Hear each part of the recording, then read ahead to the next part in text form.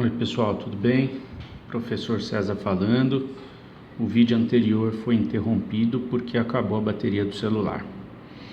Aqui ele apita 15%, de repente ele apaga. Estávamos aqui, né? Polaridade da coluna. A polaridade da coluna, se eu tenho uma coluna mais polar ou mais apolar, vai fazer com que muitas vezes esses picos possam ser invertidos, né? Então também interfere na qualidade do meu cromatograma, tá? Então é um parâmetro a ser considerado também, tá? Então se eu tenho, por exemplo, esse pico aqui, ó, essa substância tem um peso molecular bem próxima dessa daqui, né? Vamos supor, peso molecular parecido, bem parecido com o peso molecular dessa daqui, mas essa substância é mais apolar do que essa, né? Então,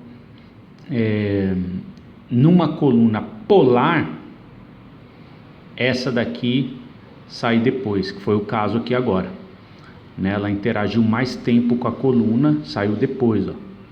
Né? Então, numa coluna polar, essa substância que é mais polar sai depois. Essa substância que é mais apolar interage menos com a coluna, sai primeiro, né?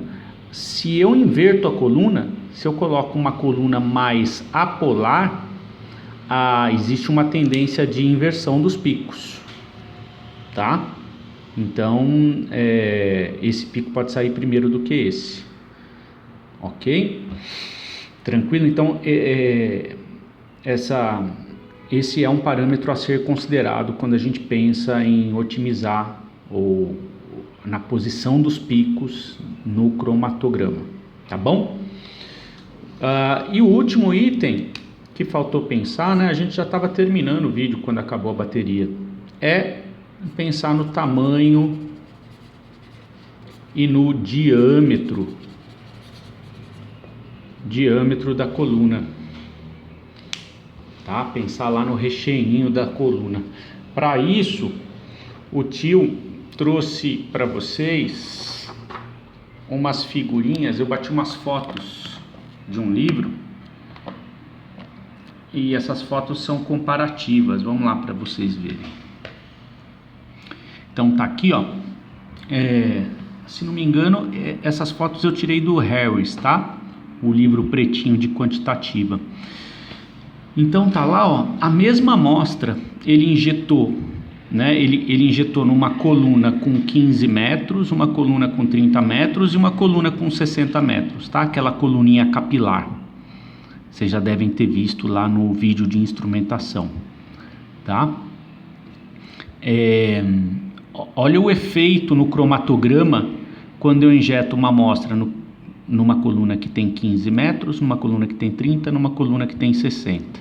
Olha, na coluna menor não dá tempo, né? Como ela é curtinha, os componentes, ó, esse tipo de injeção foi feito no mesmo cromatógrafo, com colunas que têm o mesmo tipo de recheio, só que tamanhos diferentes e sob condições iguais, tá?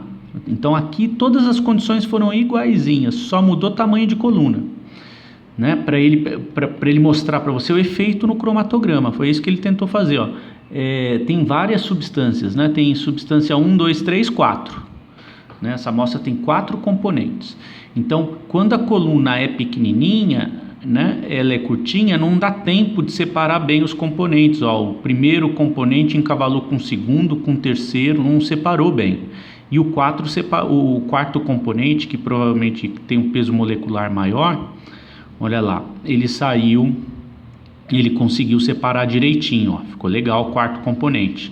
Olha, mas todo mundo saiu antes de 2 minutos, ó, 2 minutos bate aqui, né? Na coluninha de 30 metros, ó, todo mundo está saindo depois de 3 minutos.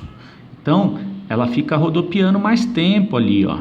A coluna ela é maior, então dá mais tempo para separar os componentes. Olha só o poder de separação. O quarto componente separou super bem, o terceiro já separou, já dá para fazer análise quantitativa aqui no terceiro.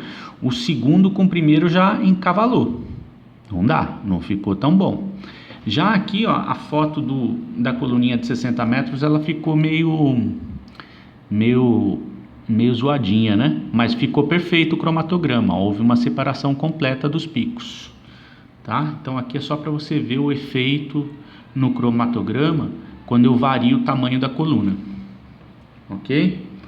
Ah lá, eu também obtenho variações no meu cromatograma quando eu vario o diâmetro interno da coluna lá.